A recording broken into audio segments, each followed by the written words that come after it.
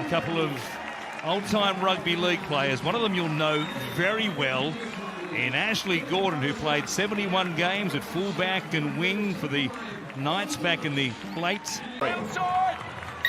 So the first of 3 games on Super Saturday. We are underway. Brayley with the kickoff. It'll go down to be taken by Phoenix Crossland. And Saifidi to bring it out here for the Newcastle Knights. 2 resplendent Indigenous jerseys for both these clubs this afternoon as Dominic Young showed his speed last week with a long run against the Titans to score almost a length of the field try. Strong contact in the middle of the field as Hetherington has met. Wasn't a good sign. Wasn't a good sign at all. Craig Catterick obviously made the call to get Kalen off to get him assessed, but Lara will follow up on that, but that was a strange one. Yeah, given how slowly he was off the ground, it was an obvious one that he had to be taken from the field for a check. Here is Hines exploring that left edge of the Knights defence again. Turns it back on the inside for Katoa. A strong to score last week against the Seagulls at Four Pines Park. He plays it here for Ramian from Hines. Comes back to Brayley. Keeps it going for Moylan. Bypasses Wilton. Kennedy shows it. Goes himself. And William Kennedy, an Indigenous round no less, scores for the Sharks to put them on the board first. 7 minutes in this game and the Sharks have really started with a bang. Just have a look at the shape that they're able to have out on this left-hand side. All their ball runners, all their spine members. You come into this game, 10 tries for the Sharks. Beautiful ball runner, Moylan out the back. Kennedy still with numbers. He could have gone the long ball and they would have scored, and he just holds it up beautifully. Slides through some pretty poor defence on the edge there from Gagai. And the Sharks, haven't they made a statement? Well, there are teams in the competition. You watch run plays like that from sideline to sideline. The Rabbitohs come to mind quite obviously. The Panthers can be very good also. But when they're clicking, the Sharks, what they've shown both last season and again here in 2023, when the timing is there, they're as lethal as anybody. Yeah, that's the key word, isn't it? Timing. Every pass out the front, every player coming onto it at speed, decoy runners doing their job. Makes it very difficult for the defence, who are outnumbered. Got some firepower, including this man, Hines, trying to bend it back. It will stay inside the left upright. And the Sharks are on top. Early doors here in Coffs Harbour. Need to roll their sleeves up, get some field position. The match, Oregon Confusi, who made that half bust in the play before Hines put the kick in. And fresh back from a week off last week. He was ill and missed the game against the Seagulls. He was a real handful there in that previous set. Now the Knights. Through Saifidi again, will play it here. Thompson brings it back to not quite the halfway line. 4 tackles gone in this set. Nice roll on here. Hastings for Frizzell. Moylan did well, but his body squarely in front of Frizzell and made a nice stop. And again, Hastings down the short side for the kick. It goes to the air this time. Young was there and to the back of Mulitalo, but Mulitalo didn't move at all. And it might have been more the fact that Young was trying to sell it to the referee and the touch judge, try and get an escort penalty. No whistle blown, and it's play on here for the Sharks. It's Tracy. Comes to the dummy half and he's away as well. Hines pushing up in support. Now it's a race. Hetherington can run. Can't match Hines though. Nico Hines off the back of a flash of brilliance. In a wing situation or the centres. We're going to take a look at this. There's no obstruction down the field here on Jack Hetherington. Oh boy. Hetherington was out chasing on Tracy and matching it with him for a period there. Let's watch again. There's a Sharks player. Just looking at Jack Hetherington here. Dale Finucane's in the line. Jack Hetherington can't come across to make a tackle. Dale Finucane in the line creates a hole for Connor Tracy to run through. We have a decision. Wow. It's going to be no try. Hetherington coming across. I don't think he's ever going to get to Tracy in that situation there. Slightly in this first half. They tap it through Bradman Best. Gets them back underway. Or play it here at the halfway line. Crossland with Hastings and a back line set. Here's Miller now. Frizzell was out wide, cutting back on the angle, but nothing doing there. He went against the grain, picked off Good tackle by Kaufusi and also Brayley. From Thompson to Hastings. Come up quickly on that right-hand side, though. Nothing doing for the halfback there. Slow play the ball as well. Crossland. Paponga goes at them. Trying to expose the Oregon Kaufusi. Or was it Royce Hunt? It was, in fact, Hunt. It was there to stop him, and a good tackle. Now, Saifidi pushing through the line. Jacob was there as well, pushing up in support. Daniel was just about away. Ponga to the line. Bypasses Fitzgibbon. Best stops. Gives it back to Ponga. He'll score for the Knights. Good work by Bradman Best to stay off the ground, keep the ball alive and come back to Kalen Ponga, who was taken out of the game for an HIA, but he's responded in the best possible way. In pairs and creates some space. This is what happens off the back of that. Kalen Ponga gets an opportunity. Just gets on the outside of Nickera. Burns him with a bit of pace. Ball out to Bradman Best, who's so strong. We've already mentioned that.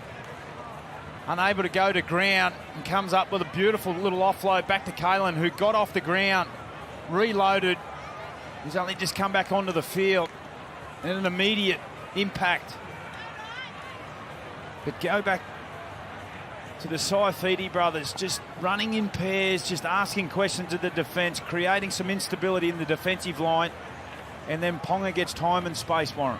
I know Chumbawamba playing on the PA here. He gets knocked down, but he gets up again. That's almost the most points they've scored in 10 years. Miller splits the uprights, and he makes it 6 apiece here. It's a glorious afternoon. On the previous play where he took a carry, he wanted something more. Certainly wanted some support there as well. Now Hines. As the Sharks come at them again, and ball back on the inside for Ramian. They've got them struggling here. Ramian will go close. Taken down about 4 metres out. Hines again creating something out of nothing. Is that first receiver to link with Brayley, and now Moylan. Kennedy's there. He goes back on the inside for Wilton, though. Taken down by Hastings and also Frizzell. To the middle, Hamlin-Welly returning much earlier than expected from a knee injury. He was meant to miss a couple more weeks. He's back today here in round 12. Brayley for Moylan. To Kennedy. Great play. Again, they undo them with his fabulous left edge. Kennedy was there, sweeping around the back, and they had the Knights struggling from the moment that scrum was set. Yeah, brilliant. Brilliant finish. It was like shelling peas out on this left-hand side. He put it down to Nicho Hines. And you saw Gagai there hedging his bets. You saw Tracy take the decoy run back on the inside. He was all eyes for his opposite number, and then opened up the space on the edge here for Ronaldo to score just inside the dead ball line, as he invariably does. 11 tries now in 11 games for both of them. Nicho Hines. There's 1 from 1 today. Make it 2 from 2. He's banked one off the cush, as if he needed another one after undergoing a head injury assessment earlier in the first half. 2 tries to 1 in the first half. The Sharks on top as we get downstairs to Lara. The Knights trying to move forward here. They had some chances towards the back end of the first half. Couldn't convert. They trail by 6. They get us underway. Kickoff goes down to Will Kennedy, and it's Hamlin-Welly who will bring it out here and play it just inside the Sharks 20.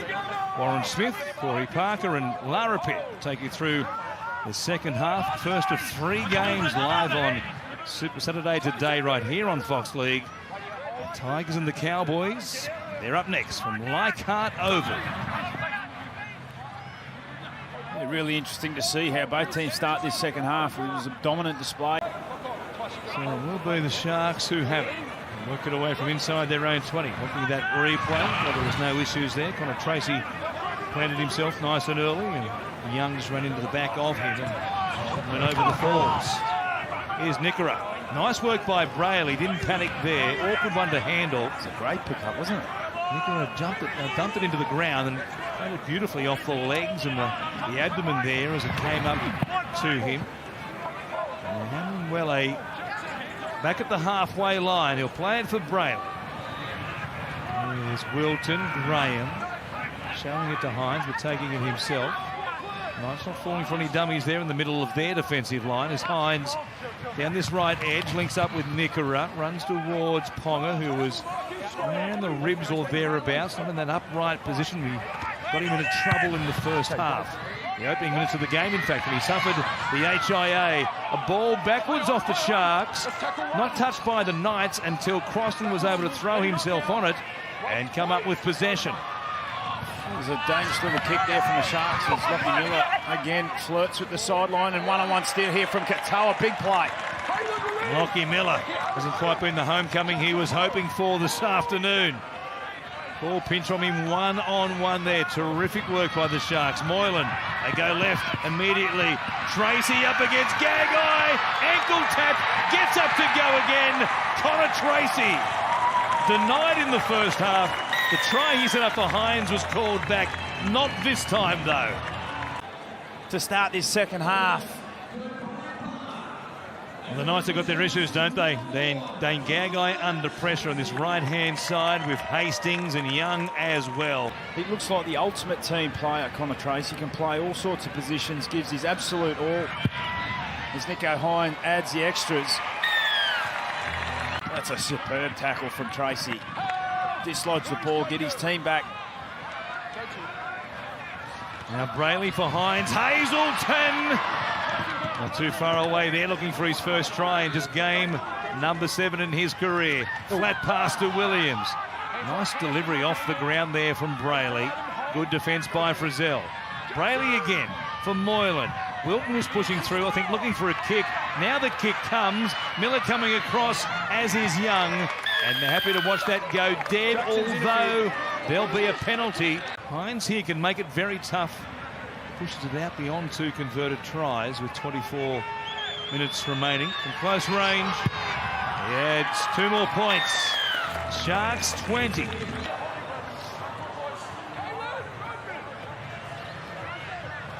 So the Sharks, leave it there, shall we? Probably best for everybody. A tough weekend for the officials on the field and off the field. Once again, as Hunt plays it, goes from Brayley. Now Kafusi takes it inside the 20. Looks one way, comes back to the open side for Newcombe. Charges towards the uprights. They're deep on this right-hand side.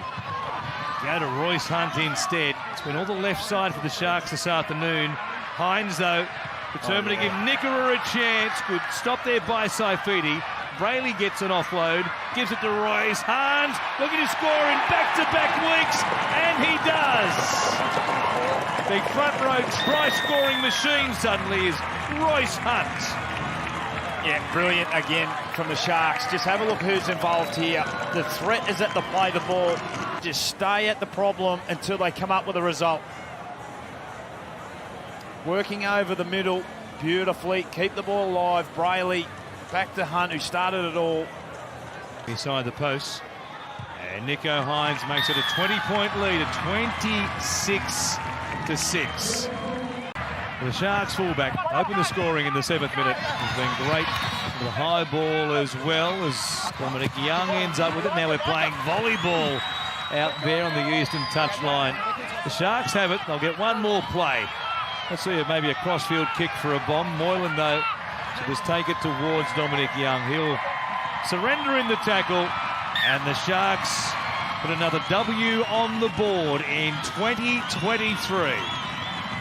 But enough in this second half with 2 tries beyond half-time to stretch out the lead, and at full time in Coffs Harbour, they've beaten the Knights 26 points to 6.